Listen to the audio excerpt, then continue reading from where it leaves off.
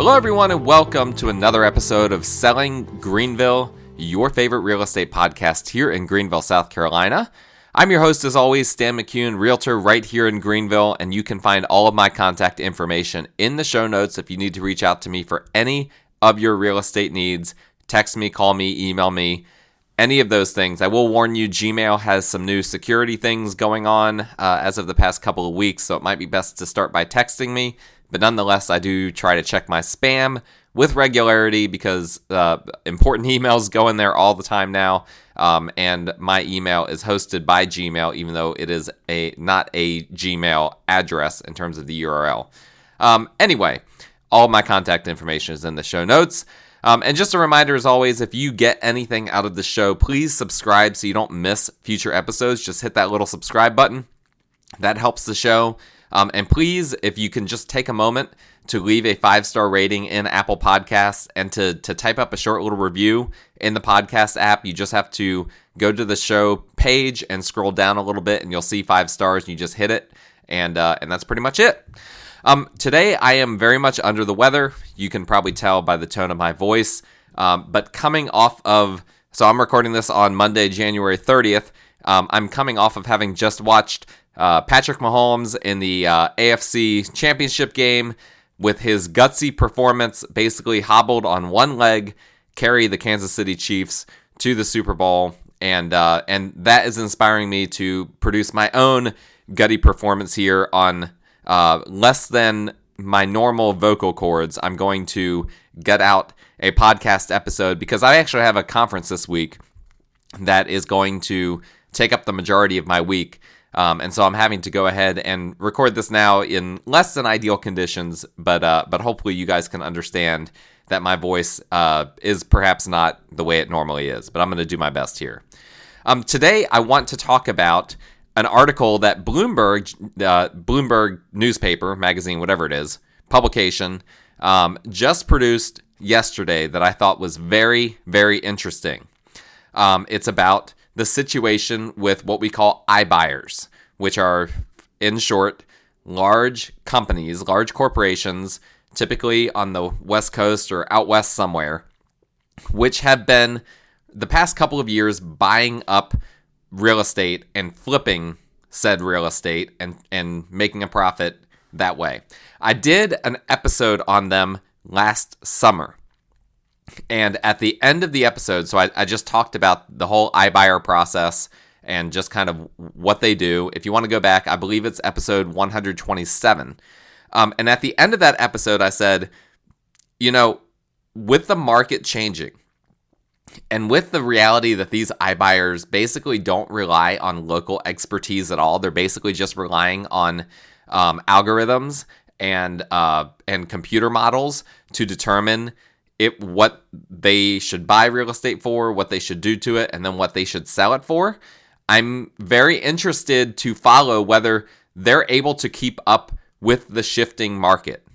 And by the way, in case you don't know, whenever I say something like that, that's me basically, I'm not willing yet to make a prediction because I don't know enough. You know, I haven't seen the books on some of these iBuyers such as Open Door or OfferPad. But when I say something like that, where it's like, I'm very interested to see, it means that I'm skeptical of whether what they're doing is going to work out, but I just don't have enough data to actually make a prediction. That's kind of, generally speaking, when you hear me talk in those terms on this show, that's what's going on in my mind. I don't like to make a prediction unless I have actual data. I will make some predictions. I had a bold predictions episode a few weeks ago, where I was kind of making predictions off the cuff, but a lot of those predictions were fueled by data, at least in the background. Whereas I just don't have enough data on exactly what companies like OfferPad and Open Door are actually doing, what kind of profit, what their profit margins are, all of these things for me to really be able to make predictions. At least back in the summer, I didn't. But I said I wanted to closely monitor this because I was interested in it to see, as the market shifted, if they would shift and if they would be able to adapt. Well, Bloomberg came out with an article yesterday, a scathing article about iBuyers, particularly in the Phoenix market, basically saying they have not adapted at all. And I have to say, this made me really excited. Not only did they say that these iBuyers haven't adapted, but they contrasted them with local mom and pop house flippers who are crushing it right now. And this is exactly what I said in my podcast, that I feel like local expertise, and I'm not just saying this because I'm a real estate agent, local expertise doesn't just mean realtors, right? There are other, just the house flippers I know in this market, they have inherent local expertise themselves, but they also know who to tap into, who to talk to, who to network with, who to bounce ideas off of in order to increase their knowledge as well. Whereas these iBuyers, they tend to have people, I don't even know if half the people that are working for them are even in the United States. I don't know. It doesn't really matter, though, whether they are or not. If they're in Silicon Valley, they have no idea what's going on in Greenville. Their computer models, as the Zillow Zestimate has shown us, is frequently going to be wrong. But what was interesting, what I pointed out back in episode 127, was that sometimes they were offering more than a house, in my opinion, was worth. And then that would end up potentially being a problem for them. Now, when you have a market that's appreciating 20% year on year, it's not as big of a deal. If you overspend, then you just have to wait a few months for the market to catch up, and then you can sell the home. Well, what happens when the market slows down? As Warren Buffett says, the people that are naked in the water when the tide goes back out. Something like that. I butchered that. But you know who's naked in the water when the tide goes out. That's what we're seeing. We're seeing right now, as the market shifts, who is in the water naked. And guess what? Bloomberg was very excited to publish an article that shows that these iBuyers have been caught naked in the water. By the way, Bloomberg, you have to have a subscription to get access to these articles, but I have a PDF of it. I went ahead and just saved this article to PDF. If you want to read it, just reach out to me again with that contact information in the show notes. I'm happy to share this article with you. It wasn't chock full of data, but it was just interesting. It was an interesting to read, but I am going to summarize some of the high points in this episode. So they start the article by talking about a house flipper, Yusuf. Yusuf has done very well the past couple of years flipping houses, and interestingly, and again, all of these examples are in Phoenix, as far as I know. So they talked about Yusuf. He flipped a 2-bedroom townhome, and he actually sold it to Open Door, and he was kind of amazed, or at least it seems the article would allude to that he was amazed what Open Door was willing to pay for it. They were willing to pay really a tremendous amount for it. Now, he had already flipped it, and this is interesting because any of my listeners that flip houses will be it'll be strange to them to hear that a company that specializes in flipping houses bought an already flipped house, right? Is that not the first rule of flipping houses? You don't buy a house that's already been flipped. There are exceptions, right? When someone starts a flip and then can't complete it because they get underwater, and then it ends up, coming on market, or maybe being an off market kind of situation where they just need to offload it because now they're underwater. That I can understand. But this is a situation where the seller was not underwater. He had flipped the house. He had done everything. It was turnkey. Open Door then came and purchased it and then tried to relist it. That's my understanding of how this all went down. Well, now they have had to reduce the price dramatically. And so here's what Bloomberg said. Open Door, let's see here. In April, paid $265,000 for this townhome, $30,000 above the 5 other bidders. Insane. Open Door outbid other bidders. Open Door is now asking for $218,000 for this house, a $47,000 loss, not including its fees and renovation expenses. Probably the renovation expenses were fairly low, right? Because they had purchased a property that appears to have already been turnkey. But even that asking price is too high, according to Yusuf. And here's the crazy thing. This guy, the savvy mom and pop investor, house flipper. Now he's looking to potentially buy this property back. Now the article ends. He hasn't yet purchased it back. He's waiting for the price to come back down as the market has shifted. But wouldn't that be the ultimate heist if he sells this property for an insane amount to Open Door and then ends up buying it back to them for pennies on the dollar? I mean, that would just be incredible. That's like a Disney movie, right?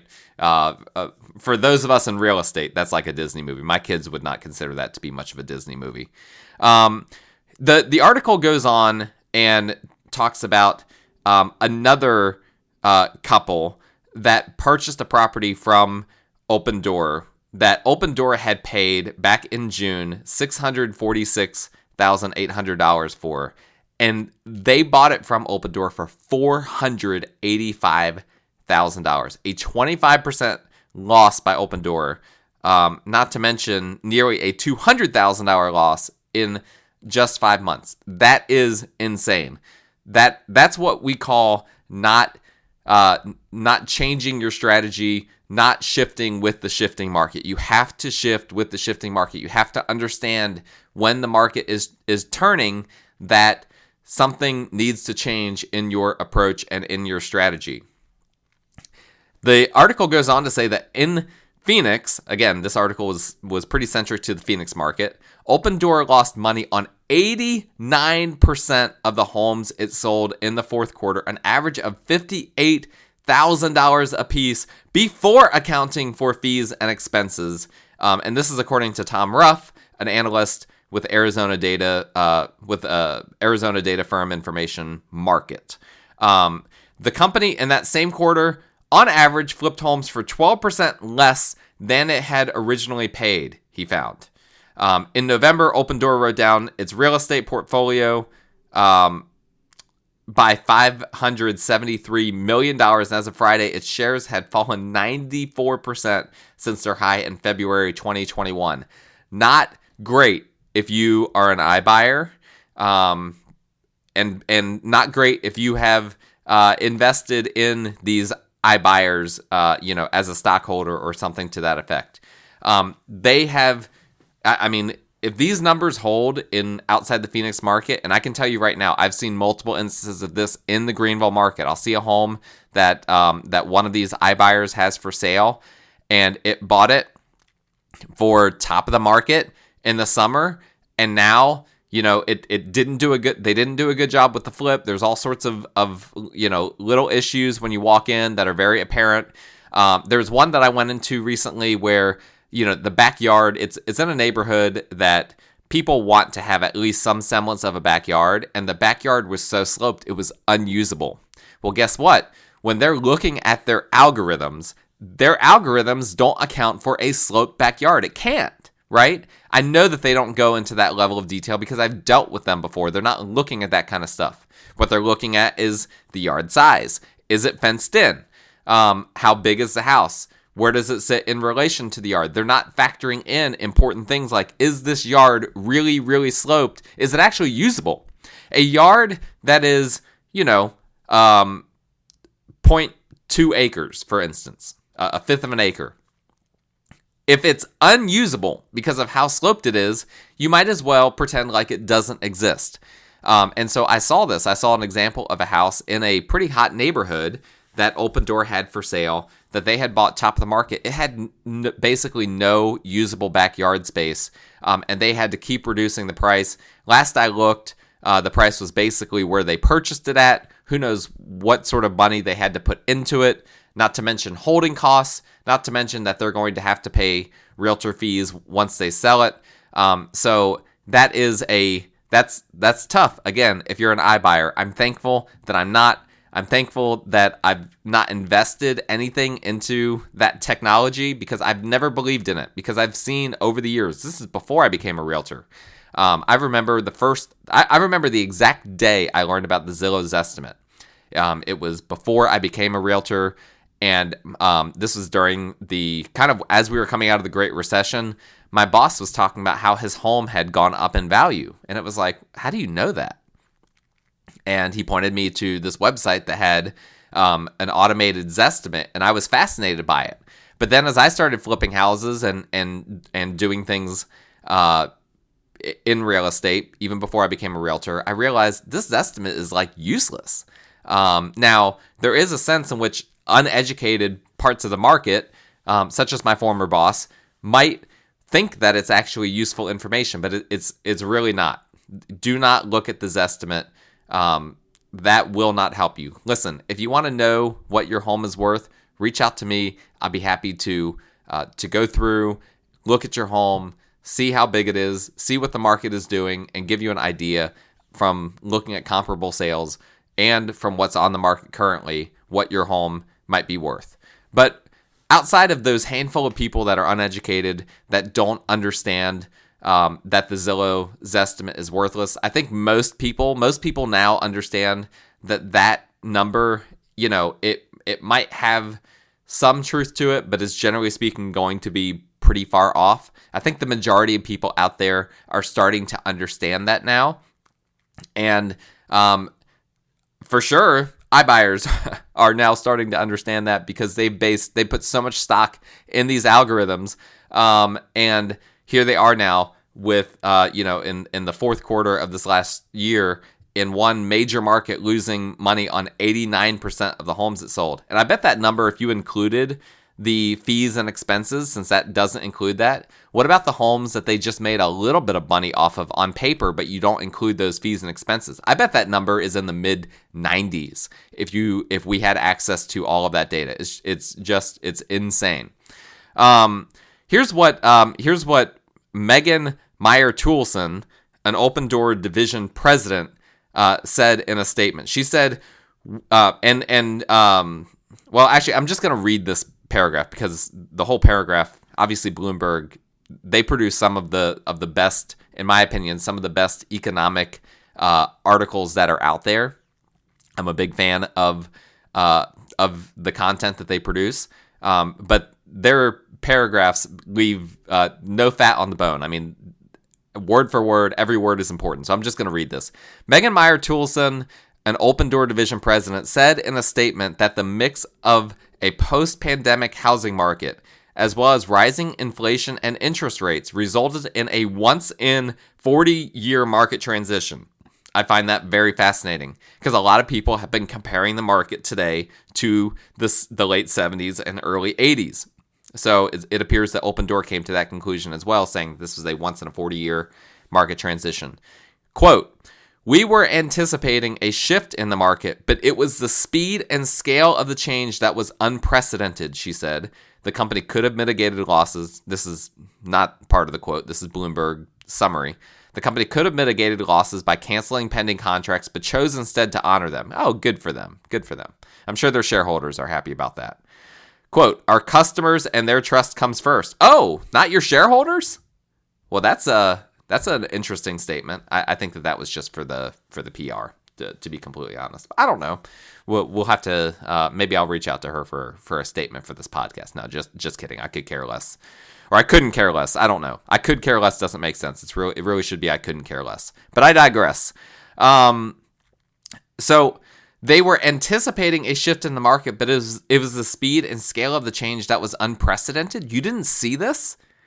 Like, I'm actually amazed that they would issue a statement like that they did not see the speed and scale of the change that was coming. I've been talking about this for, at least a year on this podcast. I don't know. I'd have to go back and look and see how long we've been talking about this. But we all knew that the pace that we had from the middle of 2020 through the middle of 2022, that it had to come down. That the rate of appreciation, that the low inventory, that the days on market till sale, like there was no way that it could stay at the rate that it was. And we saw the writing on the wall. I mean, in early 2022, I was telling you guys, changes are coming. Early 2022, it was very obvious that was going to happen. The fact that a major company with shareholders and the like is claiming that they didn't see the speed and scale of this change coming, that to me is shocking. I think that they probably need to hire some more realtors because they've been trying to cut us out. They hate us because they ain't us. Ain't us. Yeah, that probably didn't sound as good. Let me try that again. This is my throat not working so well for me. They hate us because they ain't us, which is, if you don't know about that phrase, that is just a pop culture phrase. I don't know where it comes from. Anyway, that's the way I feel about iBuyers. I don't care if they stay or go.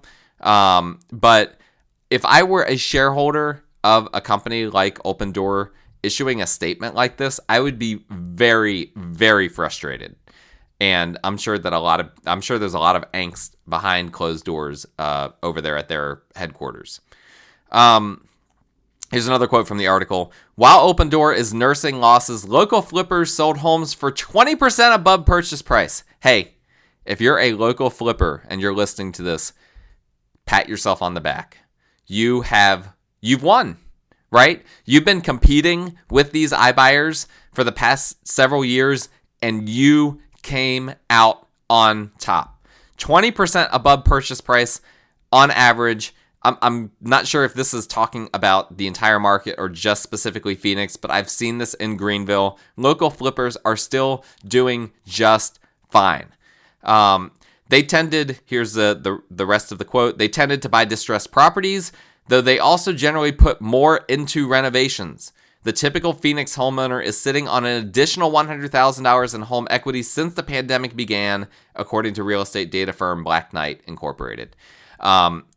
Listen, having local knowledge is right now for the time being and for a while. I don't see this changing probably for several decades.